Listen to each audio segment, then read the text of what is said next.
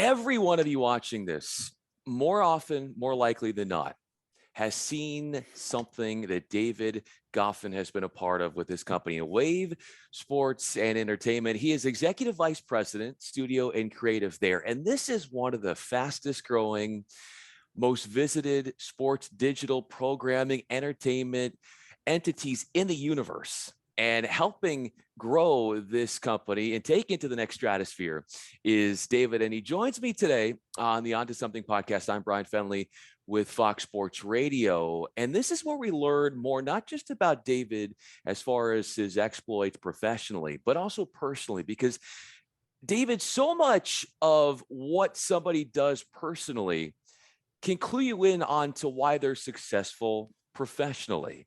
And I wanted to start here as I welcome you in. You were going down a path, Ivy League, Wall Street, financial route coming out of college, but then you made a U-turn and you got into entertainment. What is more self-fulfilling about what you're doing right now in entertainment that you couldn't get when you were working at Wall Street? That's an easy question. First of all, thank you for the kind intro, and I appreciate the time. I was not any good at what I was doing in finance and Wall Street. It was a job in Boston.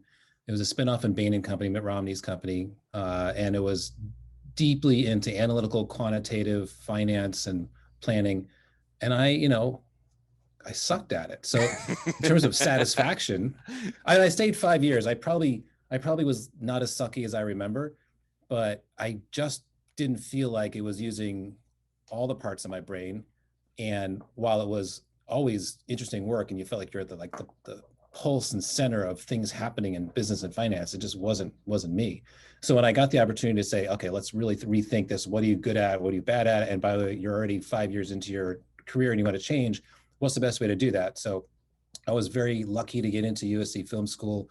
It was not only a good education as that goes, it also was a way to sort of jumpstart a network and get into the industry. As you know, USC really has that, and that's true, as do other probably film schools, but USC is definitely at the center. And so I was able to make that jump into, some people go into an MBA program. I went to an MFA program, and I haven't really looked back. I'm very, very happy. I still am not good with a spreadsheet, so I know I made the right move. Why do you think that so many successful people like yourself and others don't have a circular route to where they got to? As far as there were bumps along the way, maybe a career change, some of the most successful high achievers in society started out going down a different route. Yeah.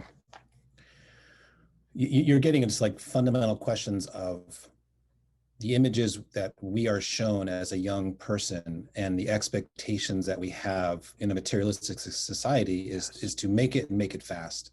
Yeah. And there are a couple of clear paths that are professional in business or in law or in medicine that seem like the way you should go to get that life. And I can only speak for the United States. I think it's true in a lot of Western countries, let's just say, but I don't want to get too crazy about this, but it seems like what you should be doing, and the powers that be kind of push you that way, and the materialism that you might want to have seems like that's the best way to go to get it. But if you sit back and look at the other route, which is, let's say, Jon Stewart's route, which goes to a good school, and then I think his first job out of where he went was, which I think was William and Mary, was working for the Forest Service in New Jersey State, the state of New Jersey, collecting beetles and ants because he didn't know what he wanted to do. And he didn't try to go down that route that he thinks everyone should be doing, but that more artistic route, that more find yourself route is painfully challenging because it's not clear or clean or monetarily satisfying usually. And so it takes a lot more effort to take a right turn when everyone else is going left or vice versa. I did that, and I still went to school to take that second route. And even when I got out of a prestigious film program, I started as a PA, and it almost didn't matter, but I still had to find a way to take my own turn and not be influenced by what everyone else was doing. I think there's a lot of pressures to make it and there's a lot of pressure to make it quickly. And maybe I'm just speaking for myself and what I was influenced by, but to take the other route and to really find out about yourself takes the courage to not know where you're going, the courage to not have a lot of money. Ah. But eventually, if you stick with it, it's the artist's way, you're going to find your true self. And when you find your true self, success, I believe, always follows. It's interesting that you talked about the way in which you could have easily got involved in a comparison game. If let's say you started out working in media right away, and if you didn't hit a certain plateau or reach a certain status by a certain age, and that was what you were gung ho from the start, maybe your outlook and maybe your trajectory would have been different.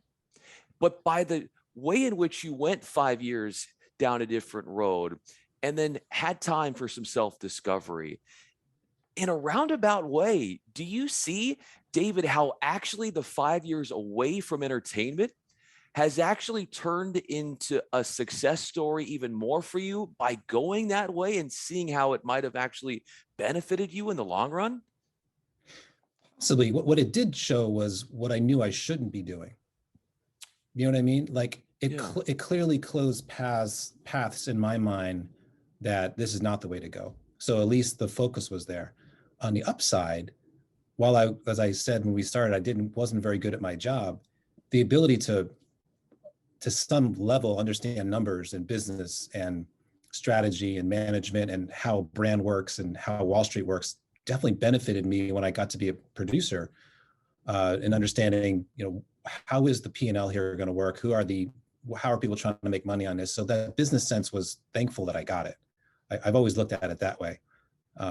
It's a strange path. I don't think anyone takes a path. There's a lot of Steve Jobs that comes to mind when you ask the questions you're asking, right? You can't connect the dots forward. You can only connect the dots backward. You don't know where you're leading. So you might as well start with stuff that you love, and trust that the money will follow, which is a very difficult mentality, right? Especially if you don't come from money. It's a very difficult mentality. And you probably had to have that faith. So when you made the transition, and here you are, as you talked about, right out of film school at USC, and you start out as a PA. So Yeah. for those that aren't familiar, that's a building block, but there are many more jobs ahead of that to advance to. So the hustle that you had to have, and the idea of that you had to grind at the beginning and that nothing was really given to you. What did that look like from that standpoint, and how relentless you were, David, in making sure that, like you said, the money would come, you had faith in yourself, and then you were able to put in the effort and work to show for it in the end? Yeah. A lot of it, there's always been luck. I believe luck plays a big part. So my first big job out of film school was at Fox Sports and Fox Sports Net, which was just starting in LA.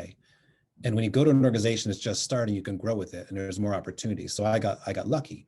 Yeah, I worked hard, and I made sure, your first job out of any school, whether it's entertainment or law or medicine, is reliability. I always say, can your boss rely on you to get the job done at the basic level? And as long as you keep doing that, you're going to excel. And so I learned television, which wasn't really taught at USC Film School, frankly, at that time.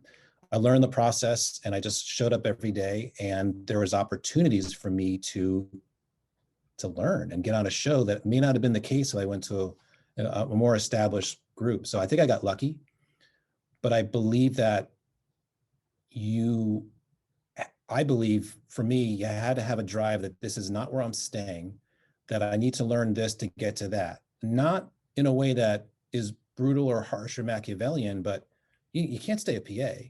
You're not going to stay an AP, which is the next job. And you don't want to stay as a producer, which is the next job. You want to absorb everything and move on, because I had an ultimate goal of running my own show. That's what I just wanted to do.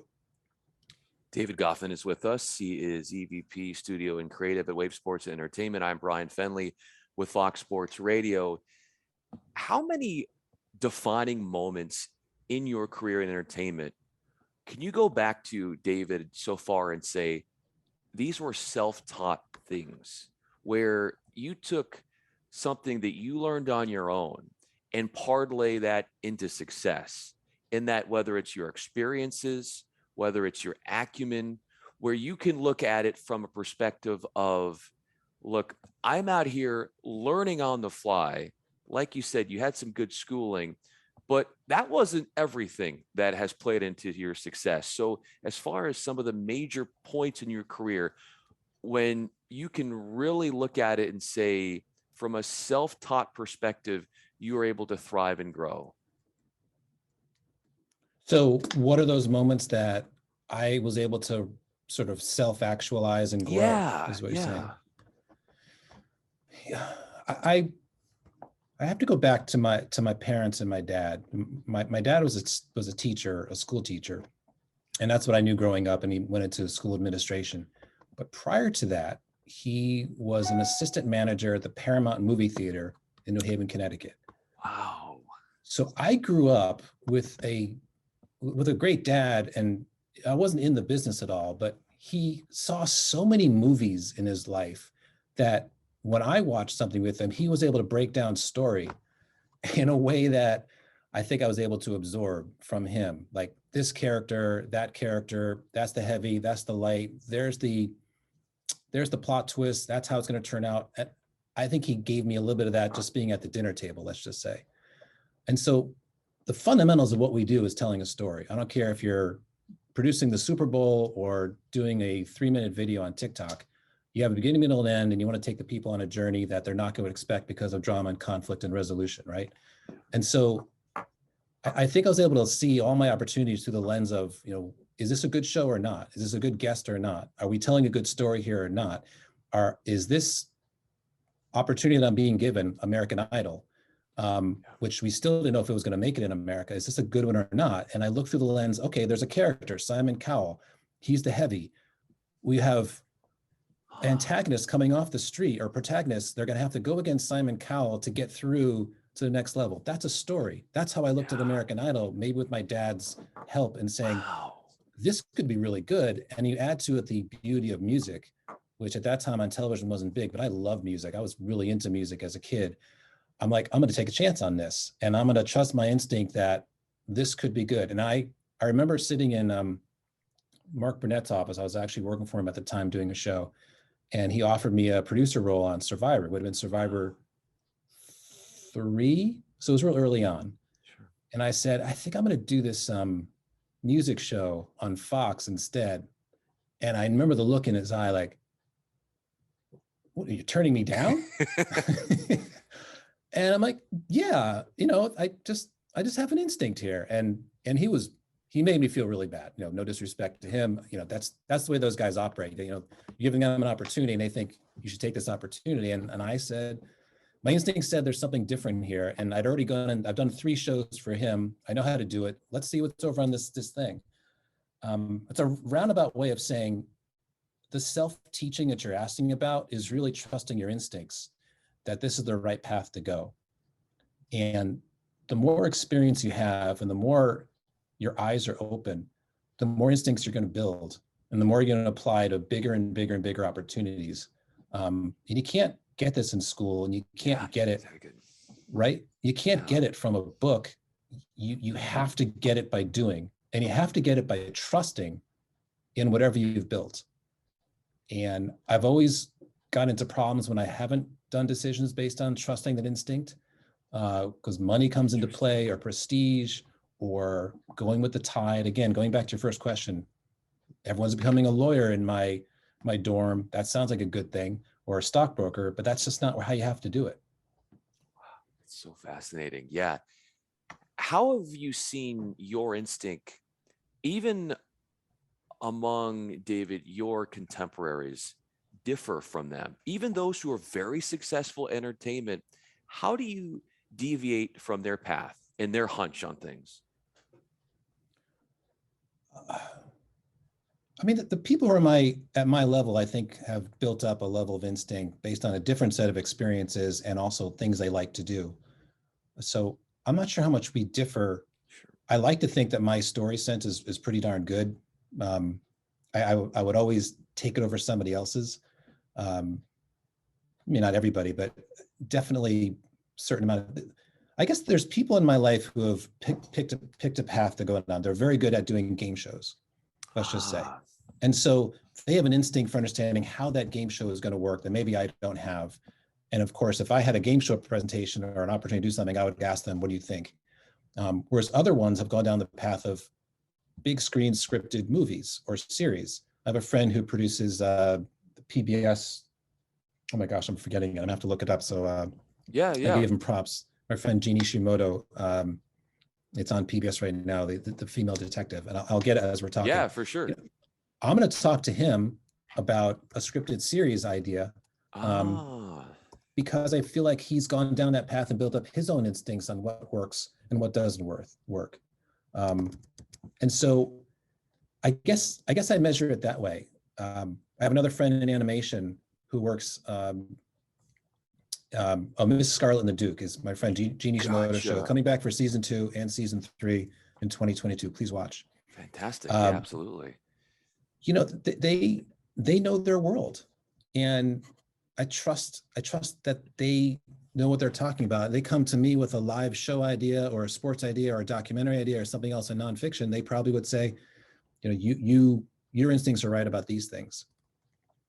But I think at the level that I'm at, or at the same level you're at in your contemporaries, I gotta think if you're in this business long enough, it's no longer by luck or politics. It's by making certain decisions right. I mean, yes, there's luck involved, but you create a path based on your instincts going to get you farther. And if you've gotten anywhere in 10, 15, 20 years, that's all you got.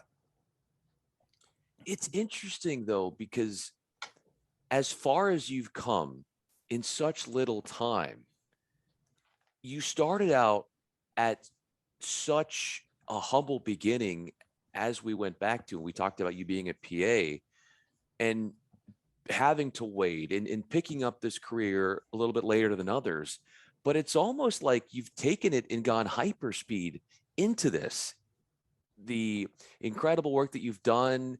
And it's almost like while you got a late start, you were made for this. And it was like you tapped into your instinct that was already there about you needing to be in this business. Why was it that once you got in there, on top of the instincts, that you became such a great fit for so many entities where in not a lot of time, you were surpassing probably those you were going to school with, and that you had something, a talent, a skill, a vision that maybe some of your fellow students didn't have. And that led to you rising up the ranks a little bit faster. I can't speak to that, and I appreciate the kind words. I always say I've gotten a lot of lucky opportunities at the right time. Got to Fox Sports and Fox Sports Net when it was just starting out in LA. Reality TV, that trained me for a non-scripted television that blew up literally 3 years after I started at Fox Sports.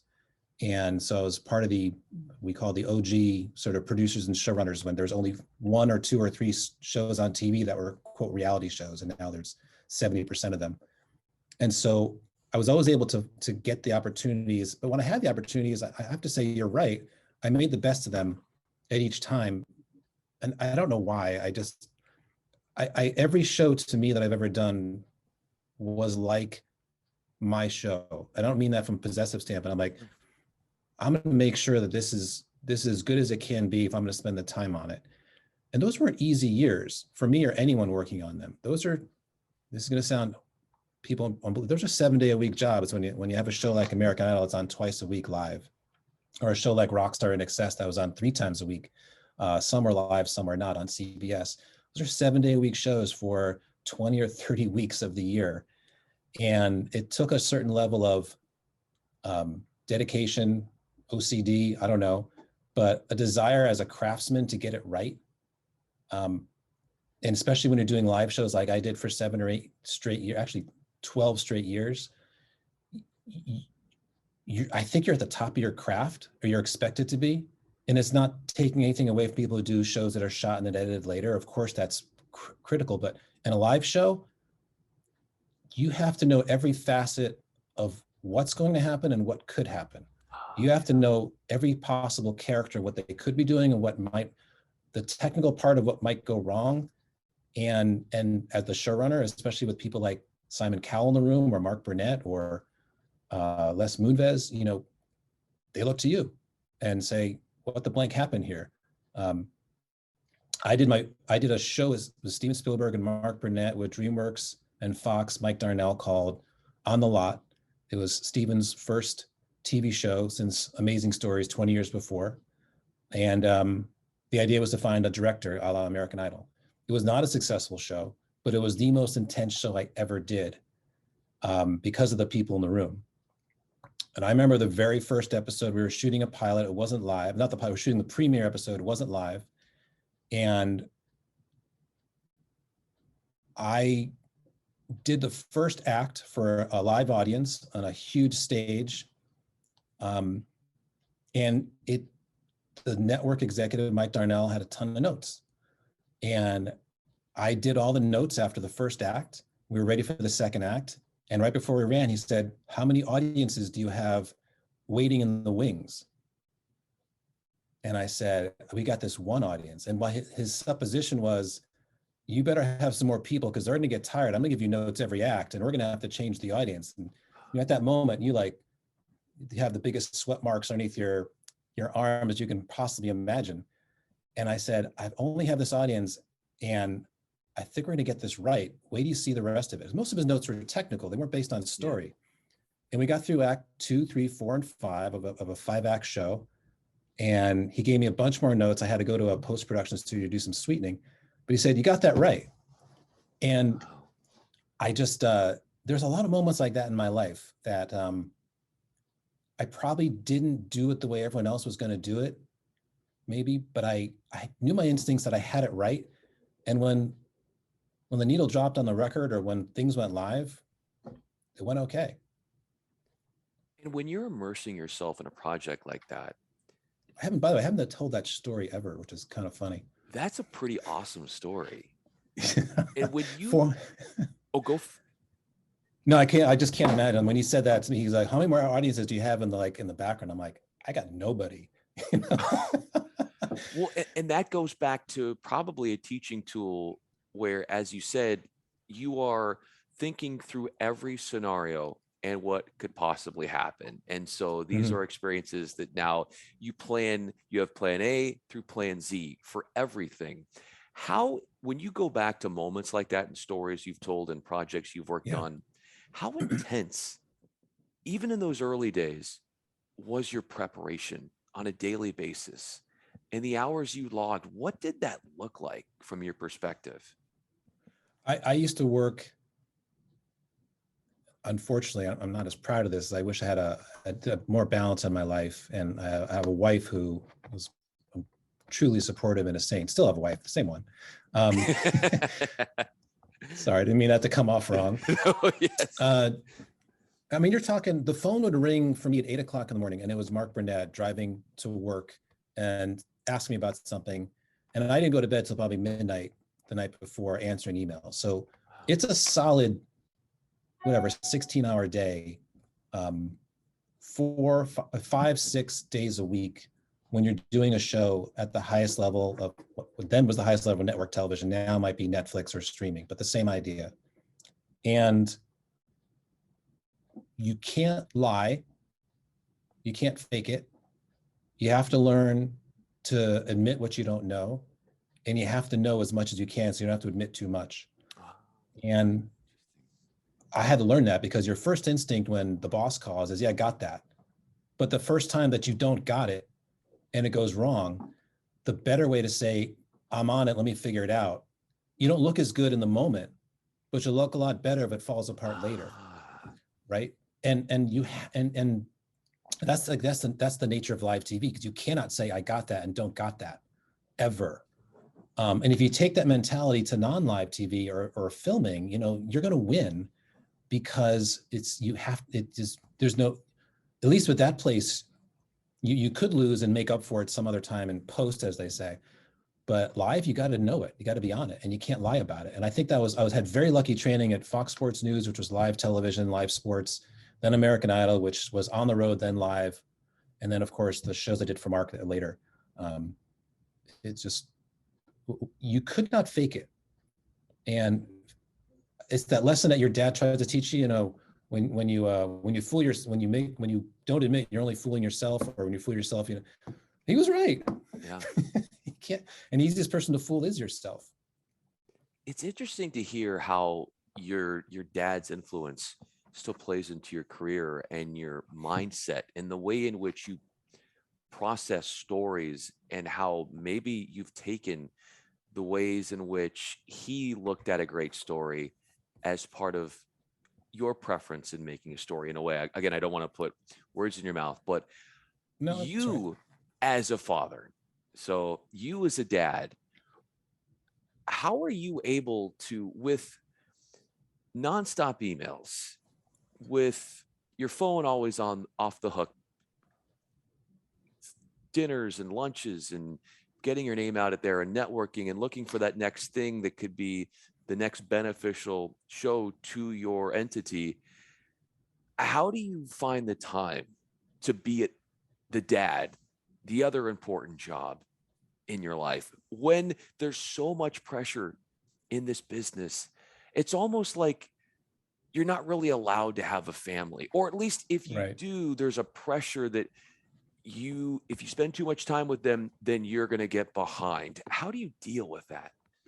Yeah, it's not easy because, as you know, in our industry, most of it is contractor or Yeah. freelance work, and so you're never really sure of your job. You're only as good as doing the job you have. So it's not, you're not on salary for the most part. You're on a wage, and it's a short-term thing. And if you keep doing good work, you get more work, and that's all you got.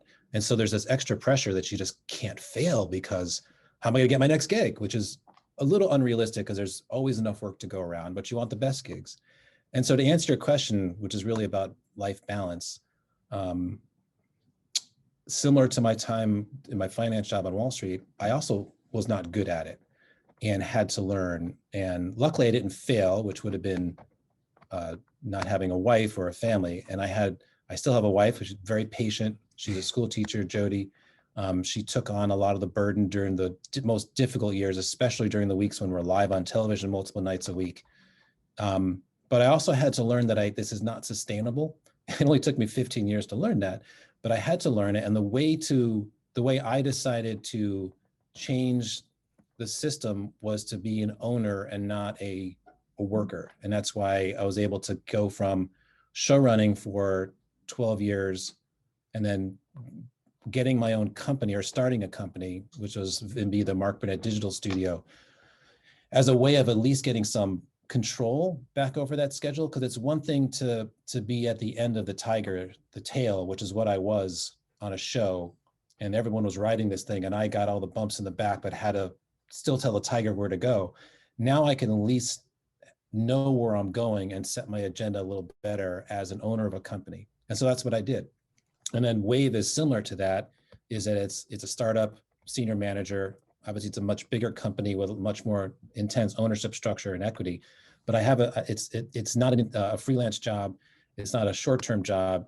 We have a vision for becoming the premier sports entertainment company from digital media onward, and that's a long-term commitment to making this thing right. So I transitioned to that world from contract freelance as a way to have more balance in my life. David Goffin is with me. I'm Bryan Fenley. You brought up your wife. Want everybody to know that some of the artwork behind you is a testament to your wife's artistic skills. How has she consoled you in trying times, whether it's business related, personal related, how she's been there in times of need for you? Good question. I must also compliment your voice, which is so soothing and fun to hear in my Thank ear. you. It's you definitely have great voice for this, and of course you don't just have a voice for radio. You look great, so I just want to Thanks, compliment David. that. I appreciate that. Fun to listen It to. means a lot. But look, I think having a school teacher as a wife is a godsend for me, because number one, they're trained not only, of course, to teach, but to have patience with kids. most of what I have to work on is kids who have money making shows. So it's very similar. And so very lucky. Also being a school teacher, she has a regular job, regular work. And so that part of my life, very fortunate. I didn't have to worry about, while I was the main breadwinner, there's this foundation of a sort of a foundational level that I didn't have to worry about, that allowed me to pursue some of my dream of trying to make it on my own and my own artistic way of doing it, without saying, if I fail, where's the money going to come? I mean, I'm being really honest and open with you here. And so honestly lucky to have that. And to also at times for Jody to say to me, we need you more present. I know you're making a great life, but you can't, I wouldn't want her to just let me be. You also need someone to say, stop, this isn't right. You got to take Sunday and Saturday off. You have to do this. This is important for the family. And it took a while for someone like me, and probably other people in my position who are type A's and want to get it and want to get their work done, to say, that's actually better for you. Not only is it better for your family and your kids to spend time, and for your wife, but it turns off that brain, puts it down, and it clears it. And I think anybody who's an artist, by the way, I think we are all artists. We're all making something. We're all solving problems. We're all trying to create something. Any good artist will tell you, anybody who's in the creative arts will tell you, turning your brain off and then turning it back on typically solves problems without you even working on it. And John Cleese's book, The Art of Creativity, which is out right now, and I get no money pushing this, has a great chapter on that. And I think he's absolutely right. And so having balance in my life actually made me not just a better dad and husband, I believe, but made me better at my job, because it let my brain rest. And you only realize that when for me in my position, when you're forced to do it, right? Because I had a wife who said, you really have to think about it this way, but it actually is true. And sometimes it's literally the one step back to go two forward. It literally is. Your wife teaching this idea for you to be more present. And that's got to be really hard, because you're so gung-ho. You're always looking for the next thing and always trying to grind out some great work and put in these long hours. But by her telling that to you, how has that impacted specifically the work you've done? You touched upon how it has benefited your work, but how are you at work more present, in a way like she's wanting you to be more present at home, which you're doing, but then not only, as you pointed out, are you turning your mind off and then starting it up again, and then your mind is more refreshed, but then when you are at work, how is being more present there made you better at your job as well?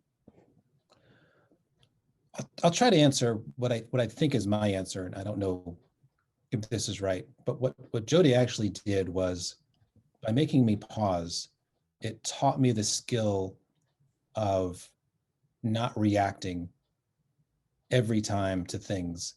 And by having more patience, which is really the term there, you actually are better at your job. So this is the old Stoic lesson, if you read any of the old Stoics, of you don't control what happens to you, but you control your reaction. And that's all you really do control. But if you actually can wait a little longer for your reaction, you'll have a better reaction, because you're able to not be in an emotional state or a stressful state. And I think that idea of pausing and having patience is what I now take to everything that I do. And you don't have to react to everything happening right now or at all if you choose not to.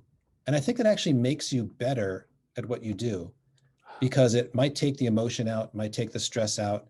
Things sometimes even work out by themselves, amazingly. And getting back to your art, it gives you that detachment that I think does make your work better.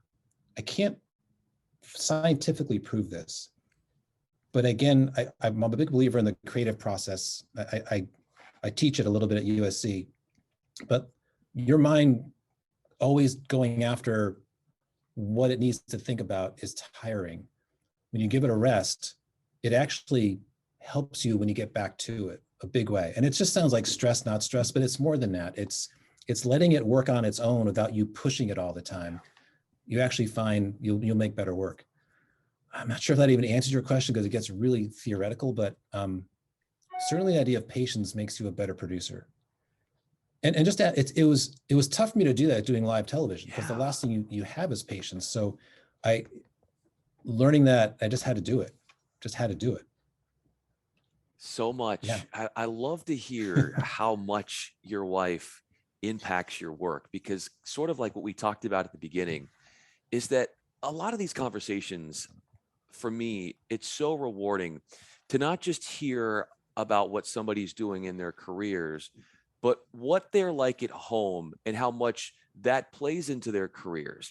You learn so much about somebody's career success, I think, by learning more about who they are in their personal life as a family man and seeing everything so interconnected for you and how that's turned into a transformation for you was a beautiful thing, and something that I've really enjoyed in discussing this with you and getting that out for others to see. David Goffin is with me. I'm Bryan Fenley. So let me leave you with this. You oftentimes will get confused with a tennis player, and he's a professional tennis player. And there's a story that you have that is pretty awesome that we were talking about before we recorded. David Goffin is how you pronounce the tennis player's name, but it's spelled the same way. Spelled the same way, yes. How often or when have you been confused with said professional tennis player? So yeah, never met David Goffin. I understand he's fairly good. I actually had a client at Walmart who was head of creative named Andy Murray. And every now and then Andy Murray played David Goffin, and they were both our doppelgangers, which is kind of funny. But first of all, when I came to Hollywood, my name, Goffin, could be spelled or misspelled Geff, which sounded like David Geffen. So I used to go to studios for meetings or classes, and sometimes my name wasn't on the parking lot list, and they would say, I say, my name's David Goffin, and the person would go, no, unless I said, sure, David Goffin. They're like, oh no, Geffen? Oh, please come on in. So many times I used it to my advantage to get a space at a studio, which I think is only fair if they didn't know what David Geffen looks like, which I do not look like. But the David Goffin, the Belgian tennis player who was ranked and has had some level of success, has the same exact name. And so he's in the news a lot, playing, whether it's the French Open or Australia, whatever. And it's a pretty serious career. And I was once awoken at 5 a.m. in the morning.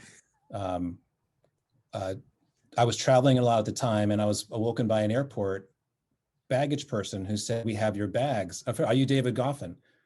And I said, I am. Who are you? And it's 5 a.m. Oh, this is so-and-so from Dallas Fort Worth Airport. We have your bags. They've been found. I'm like, you're thinking at 5 a.m., did I lose anything?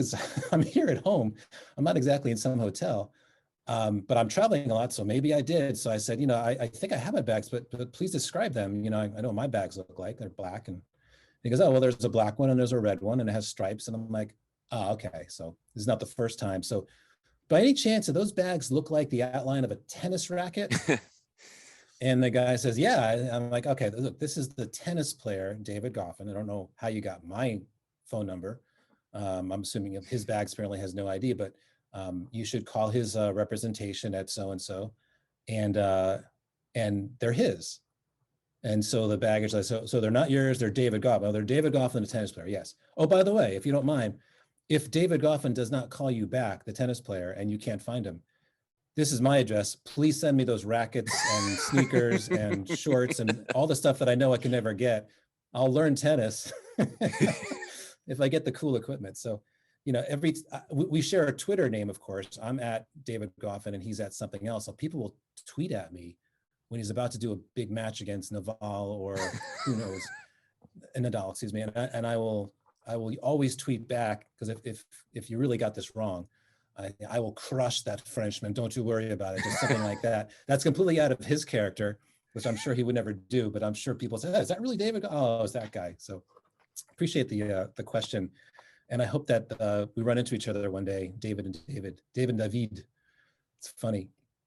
That is a beautiful story, and this is something that's going to continue for you as you guys continue to, I mean, he does his tennis, you're Yeah, doing no, I'm great back in the things. sports world. That's right. I've been out of the sports world Yeah. for 20 years. It's interesting. So what would it be like to get you interviewing David Goffin? David Goffin. That, yeah, that would be a fascinating interview. That would I be would do really a kind of a between two ferns type thing where I would completely scoff at his talent and resume and just ask about what he eats and what happened in Dallas with his bags and just not even get into his tennis play. But that would be funny. But Bryan, I have to say I deeply appreciate the curiosity you have in asking such questions and trying to get through a thought process. And not only is it flattering, but it says a lot about you and how you think and how you want to learn.